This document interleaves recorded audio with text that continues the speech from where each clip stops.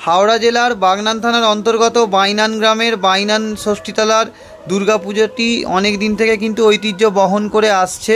প্রত্যেক বছর নিয়ম করে কিন্তু বাইনান ষষ্ঠীতলায় কিন্তু দুর্গাপুজো আমাদের হয়ে থাকে। তো এটা আমার পাড়ার পুজো, আমাদের পাড়ার পুজো, এবং প্রত্যেক বছর কিন্তু খুব আনন্দ হয় এবং খুব সুন্দর করে সাজানো। এবছরে দুর্গা ঠাকুরের এটা দেখো কত সুন্দর দেখতে লাগছে। দুর্গা ঠাকুরটা 2025 সালের, এবং সাথে সাথে প্যান্ডেলটাও কত সুন্দর করে সাজানো হয়েছে। এবছর কিন্তু প্রচুর পরিমাণে সাংস্কৃতিক অনুষ্ঠান হয়েছে এবং সাথে সাথে খাওয়া দাওয়ার আয়োজন ছিল। এই যে অঙ্কন প্রতিযোগিতা হয়েছে, অঙ্কন প্রতিযোগিতায় যারা প্রতিযোগী ছিল তারা অঙ্কন প্রতিযোগিতায় অংশগ্রহণ করেছিল, তাদের আঁকা।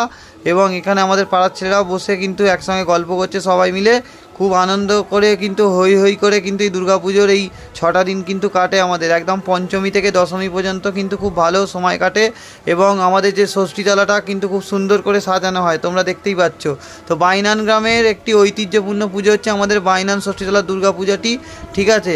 এখানে বিভিন্ন খাবারের স্টলও বসে এবং সাথে সাথে লাইটিং এবং সুন্দর কিন্তু সাজানো হয়। আর আমাদের এই যে তরুণ সংঘের যে মাঠ রয়েছে, এই মাঠে কিন্তু প্রোগ্রাম হয়, এবং যে তরুণ সংঘের যে মঞ্চটা রয়েছে, এই মঞ্চে কিন্তু সাংস্কৃতিক প্রোগ্রাম হয়। তরুণ সংঘকে অসংখ্য ধন্যবাদ।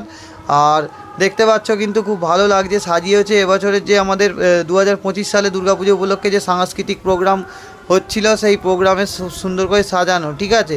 তো এই দুর্গাপুজোর 6 দিন কিন্তু বাইনান ষষ্ঠীতলার সমস্ত মানুষ কিন্তু আনন্দে মেতে ওঠে, এবং বাইনান গ্রামের সমস্ত মানুষ কিন্তু এখানে খুব আনন্দ করে, ঠিক আছে। তো তোমরা বুঝতেই পারছো যে বাইনান ষষ্ঠীতলার দুর্গাপুজোটা কতটা জনপ্রিয় পুজো। তো তোমরা যারা এখনও দেখোনি, তোমরা দেখতে চলে আসো। আজকে নবমী রয়েছে, ঠিক আছে। নবমী দশমী এখনও 2 দিন বাকি আছে, চলে আসো। এবং এই ভিডিওটা আমি করেছিলাম সপ্তমীর দিন, তোমরা দেখতেই পাচ্ছ, খুব ভালো লাগছে। এবার দেখো এই যে দুর্গাপুজোর যে ঠাকুরটা এবছরের খুব সুন্দর, মানে অসাধারণ ঠাকুর হয়েছে এবছরের, এবং প্যান্ডেলে খুব সুন্দর করে সাজানো।